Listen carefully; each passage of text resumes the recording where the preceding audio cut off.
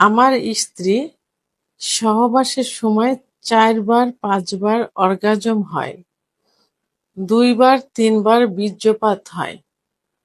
আমার তো বীর্যপাত হয় না, ২-৩ দিন পর একবার হয়। এটার কারণ কি? দয়া করে জানাবেন। সে নাকি চরম সুখ পায়। ধন্যবাদ ভাইয়া সুন্দর একটা কমেন্টস করার জন্য।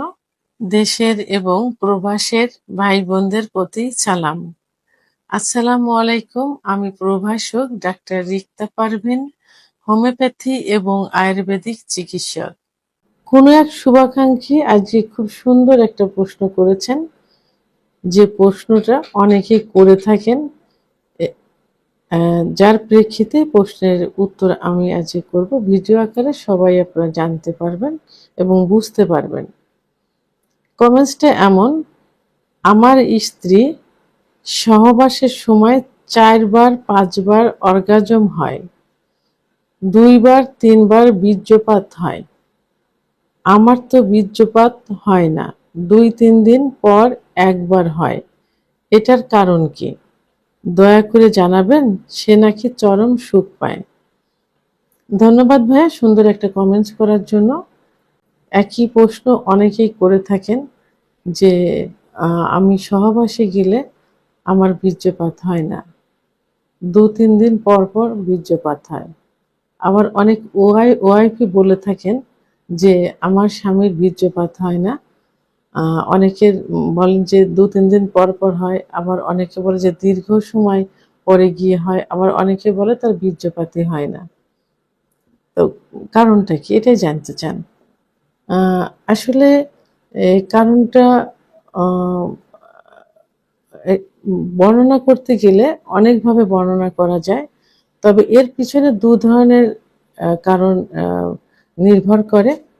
২ টা বিষয়ে এটা হয়ে থাকে। ১ম হলো শারীরিক, দ্বিতীয় হলো মানসিক। তো আমি মানসিক বিষয়টা নিয়ে আগে কথা বলব। ১ম এই বলব যে অনেকের তার স্ত্রীর প্রতি আকর্ষণ থাকে না। অর্থাৎ তার স্ত্রী তার স্বামীকে আকর্ষণ করতে পারে না তার দিকে।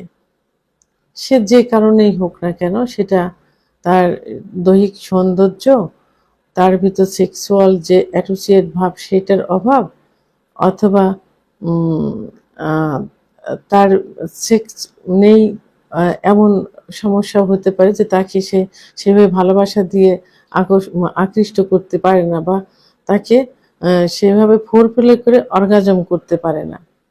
হুম? বা ফোরপ্লে করে অতিরিক্ত উত্তেজিত করে তাকে বীর্যপাত ঘটাতে পারে না। এটাও একটা কারণ হতে পারে। অর্থাৎ স্ত্রীর প্রতি কোনো আকর্ষণ না থাকা। এটা বড় একটা কারণ। আবার আরেকটা কারণ হয় যে মানসিক দুশ্চিন্তা। অনেকের মানসিক দুশ্চিন্তা থাকে, হতাশাগ্রস্ত থাকে। সেটা পারিবারিক হতে পারে, ব্যবসা-বাণিজ্য হতে পারে, চাকরির ক্ষেত্রে হতে পারে।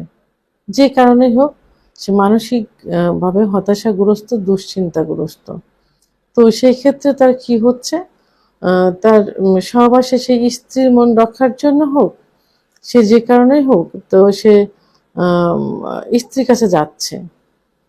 কিন্তু তার যে চরম একটা অনুভূতি, যে ফিলিংস, সেই ফিলিংসটা তার ভেতরে হচ্ছে না। সে সহবাসের সময় বিভিন্ন দুশ্চিন্তা তার মাথার ভিতরে থাকে।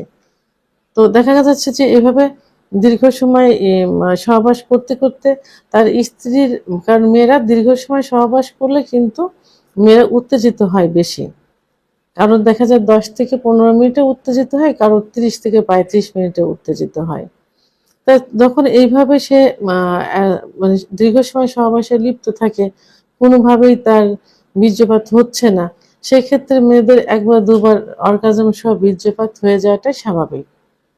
তো এভাবে মানসিক দুশ্চিন্তার কারণেও এটা হয়ে থাকে।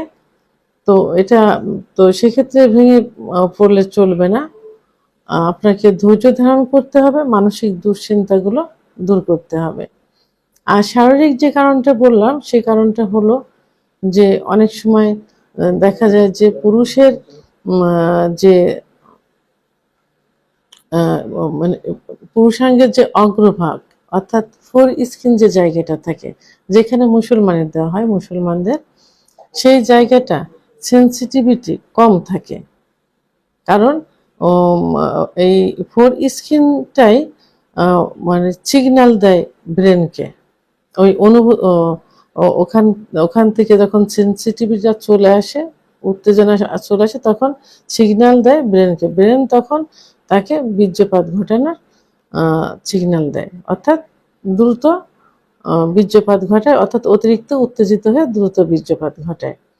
তো এখন এই সেন্সিটিভিটিটা অনেকের কম থাকে, আবার অনেকের অন্ডকোষের ভিতরে সমস্যা থাকে, কারণ বীর্য তৈরি হয় কিন্তু 24 ঘন্টা পর পর। সহবাস হোক আর না হোক 24 ঘন্টা পর পর বীর্যটা তৈরি হয়।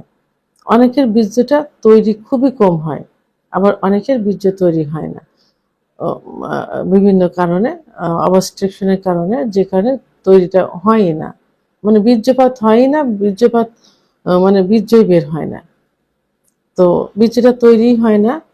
তো সেক্ষেত্রে যদি তৈরি না হয় তাহলে বীর্যপাত তো হওয়ার সম্ভাবনা থাকে না। কারণ বীর্যপাত যে অন্ডকোষের ভিতরে তৈরি হয়, ওখান থেকে দুইটা শিরা, একটা শিরা গিছে ইউরিনারি ব্লাডারে, আর একটা শিরা লিঙ্গের ভিতরে, যে পথ দিয়ে বীর্যটা বের হয়। এখানে যদি অবস্ট্রাকশন থাকে তাহলে কিন্তু বীর্যপাত হয় না। তো এখন 24 ঘন্টা পর পর বীর্য তৈরি হয়। অনেকে দেখা যায় যে একবার সহবাস করার পর দ্বিতীয়বার আবার সহবাস করতে চায়, যদি বীর্য তৈরি না হয়, বীর্য যদি পরিমাণে কম তৈরি হয়, তারা যদি একবার করার পর 2-3 বার আবার করার ইচ্ছা থাকে, তাহলে তৈরি না হলে তো বীর্য বের হবে না। এভাবে তৈরি নিয়ে একটা বিষয় আছে।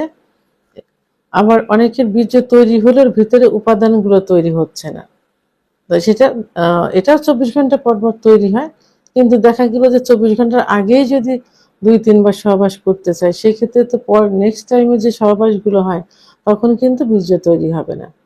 এটা তো নর্মালি। আর যাদের একদমই বের হয় না, তাদের দেখা যায় বীর্যটা তৈরি হচ্ছে কম, এবং বীর্য যে পথ দিয়ে যাবে অবস্ট্রাকশন, অবরুদ্ধ, যে কারণে বীর্যপাত হয় না। তো এর জন্য কি করতে হবে? অবশ্যই একজনের ডাক্তারের শরণাপন্ন হতে হবে, একজন অভিজ্ঞ সম্পন্ন রেজিস্টারকৃত ডাক্তারের শরণাপন্ন হতে হবে। ডাক্তার কিছু পরীক্ষা নিরীক্ষা করবেন এবং ওষুধ দিবেন, আপনাকে ওষুধের ডোজটা কমপ্লিট করতে হবে, ইনশাল্লাহ ঠিক হয়ে যাবে। তো সেক্ষেত্রে এই যে কারণগুলো প্রথমে বললাম, যে মানসিক যে কারণগুলো থাকে, এই কারণগুলো দূর করতে হবে।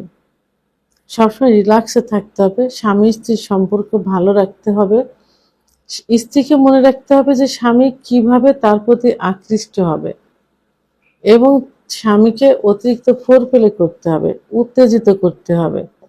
তাহলে স্বামী যখন চরম উত্তেজনা চলে আসবে, স্ত্রীর প্রতি আকর্ষণ চলে আসবে, তখন কিন্তু বীর্যপাত হবে। এই ক্ষেত্রে স্ত্রীকে অ্যাক্টিভ হতে হবে, আর স্বামীকেও দুশ্চিন্তা মুক্ত থাকতে হবে, নিয়মিত ঘুমোতে হবে, রাত্রে অন্তত 8 ঘন্টা ঘুমোতে হবে, হাঁটতে হবে, অর্থাৎ এক্সারসাইজ করতে হবে। বাইরের যে খাবার, যে জাঙ্ক ফুডগুলো, এগুলো খাওয়া বন্ধ করতে হবে, ফাস্টফুড জাতীয় খাবারগুলো বন্ধ করতে হবে। ধূমপান মদ্যপানগুলো করলে সেগুলো থেকে দূরে থাকতে হবে। ধূমপান যারা করে থাকে এবং মদ্যপান যারা করে থাকে, তাদের কিন্তু অনেকেরই বীর্যপাত হতে চায় না। সহবাসের একটা নেশা থাকে, ফিলিংস থাকে, বাট বীর্যপাত কিন্তু হয় না। তো এদিকে খেয়াল রাখতে হবে, ধূমপান মদ্যপান থেকে দূরে থাকতে হবে।